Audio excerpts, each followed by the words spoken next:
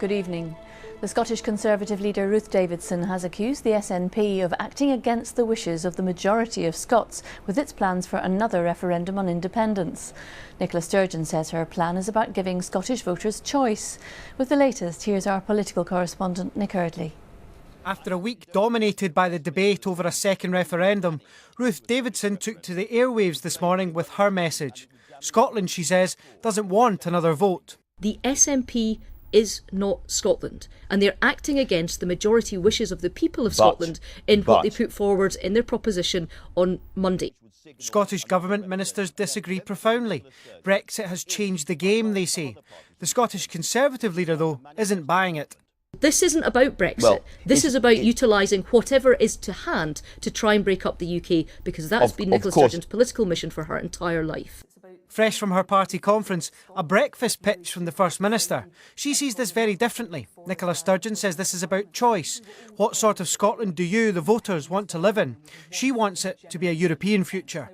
An independent Scotland, in your mind, would you be looking to join the EU as a full member state? Yes, I do believe it's right for Scotland to remain within that European family of nations, not instead of trading across the UK, but in addition to that. Not one, but two pitches this morning. Ms Sturgeon is adamant a referendum must be before Brexit, but she had this message for the Prime Minister on timing. I think it's for her then to say what timescale she thinks would be appropriate. And then, yes, I'm happy to have that discussion within reason. As things stand, both sides are holding firm.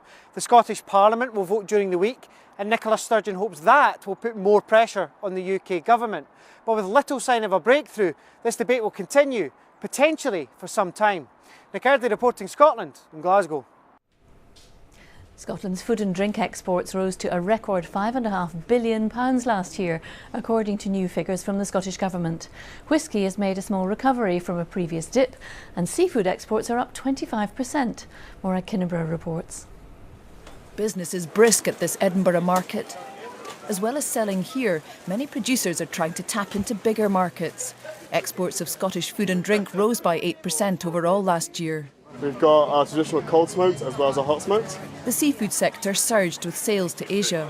Scotland's brand and national identity is increasing year on year, and around the world people are looking for premium products with a strong story behind it, so we've got a fantastic offer for that.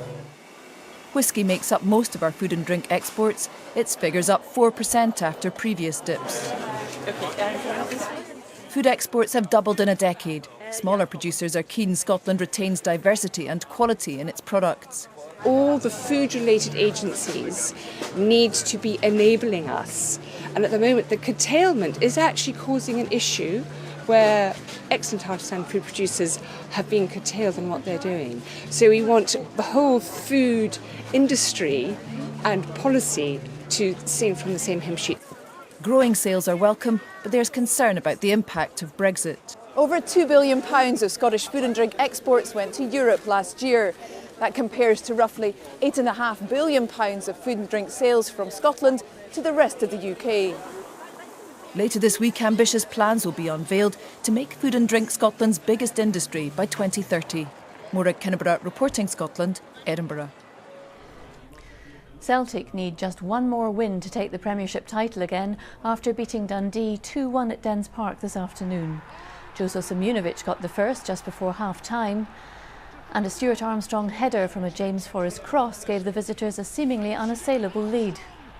A spectacular solo effort from the Moroccan striker Faisal El Bakhtoui kept Dundee's hopes alive, but the visitors left unbeaten in 36 domestic matches.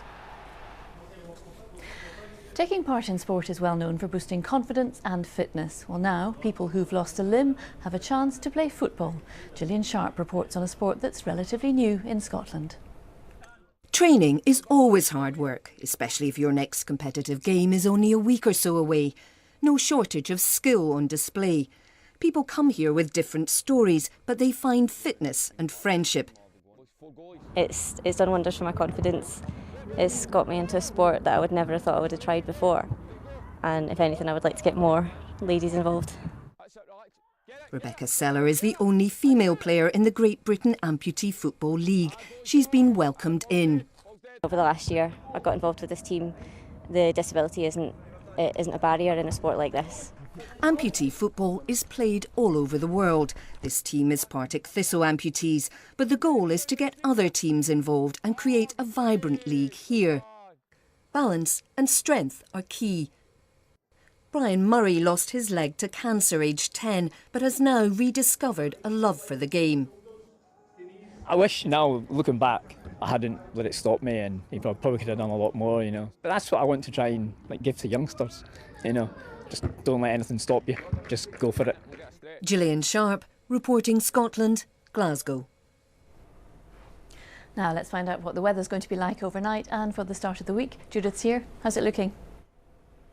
Thank you, Sally. Not looking too bad initially. We saw some lovely sunshine today, as captured here from Murray Firth by one of our weather watchers. Some lovely blue skies and indeed blue sea. Now, over the next few days, it's set to turn colder and indeed showery. It's quite a quiet night to start the night with clear skies. Showers will start to push in towards the west and the north, and eventually those showers turning into a more prolonged spell of rain across western Scotland as we head through the night.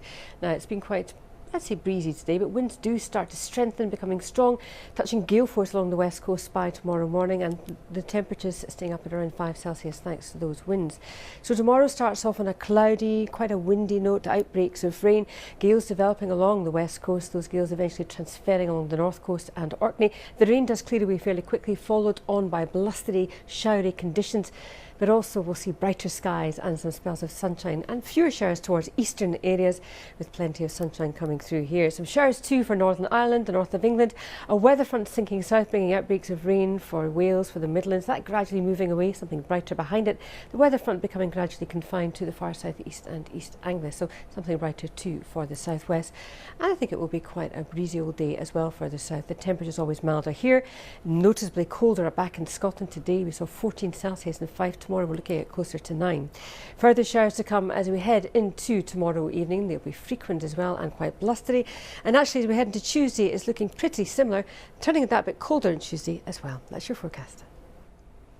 That's all from us for now. Our next update's just after the 10 o'clock news. But until then, from everyone on the team here in Glasgow, have a very good evening.